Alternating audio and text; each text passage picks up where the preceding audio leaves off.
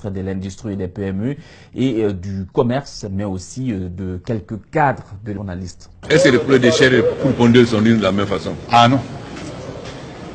Les poulets de chair, c'est avec des miettes. Les poules pondeuses, c'est avec de la farine. Donc, on ne compresse pas. Donc, on a besoin moins d'arachide et de maïs pour les poules pondeuses. Ou bien? Ben, c'est-à-dire que lorsque vous voulez un bel œuf, il faut quand même pousser un peu en maïs. Bon, la prochaine étape d'ici octobre, il y aura l'usine de biscuits. Hein? Puisque les enfants mangent beaucoup de biscuits, il y aura l'usine de biscuits. Ensuite, l'usine de bonbons. Oui. Hein? Des sucettes, le lollipop, sucettes. Sucette bonbons. Ensuite, Un chewing-gum. cube magique, chewing-gum. Ensuite, cube magique. Oui. Mais je te dis, hein, cube magique de bonne qualité, parce que le cube magique qu'on mange en Guinée est très mauvais, ça donne mal. On va faire venir beaucoup de poussins. Comme vous voyez les moulins, quand on a commencé, maintenant on a fait l'extension.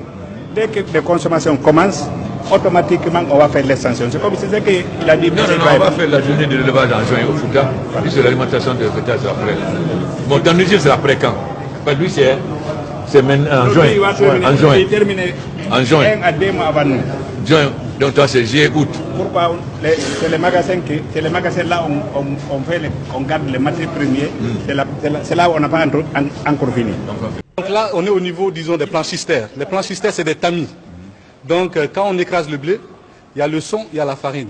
Donc, c'est là maintenant qu'on sépare la farine avec le son. Donc, dans chaque compartiment, on a 27 tamis.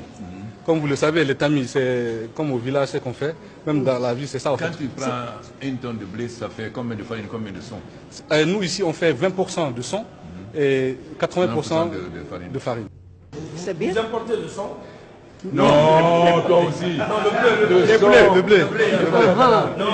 Attends, quand tu amènes le blé, quand tu transformes le blé donne 80% de farine et 20% de son. C'est-à-dire c'est le son, c'est le déchet du blé. Et c'est ça qui va servir à l'alimentation de bétail. Non, je me suis trompé, je voulais lui demander le Le blé. Une de Kenyako aussi extrêmement moderne.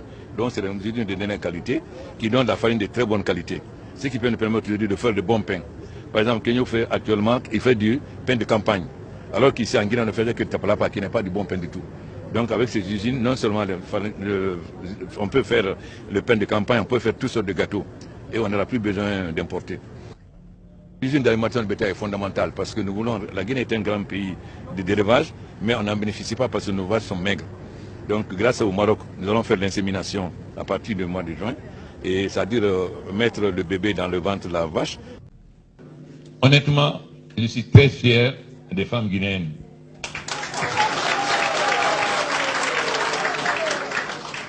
Comme je l'ai dit dans mes tournées dans les 4 régions, les femmes guinéennes travaillent beaucoup, elles sont besogneuses, elles sont dévouées, elles sont engagées, elles veulent travailler. Mais le plus important, lorsque les femmes empruntent et remboursent, vous avez vu 98% de taux de remboursement. Par contre, on ne peut pas faire des microcrédits pour les hommes parce que le taux de remboursement ne sera même pas de 40%. Les femmes guinéennes vont montrer aux femmes africaines, évidemment, grâce au génie de ce petit Bamileke, que les femmes guinéennes vont montrer aux autres femmes africaines que les femmes peuvent être autonomes, qu'elles n'ont plus besoin d'attendre que le mari leur donne le prix de la sauce. Évidemment, mais l'autonomisation de la femme va aussi avec l'enforcement de son indépendance. Il faut que les hommes se préparent à avoir des types de femmes différentes de celles d'hier.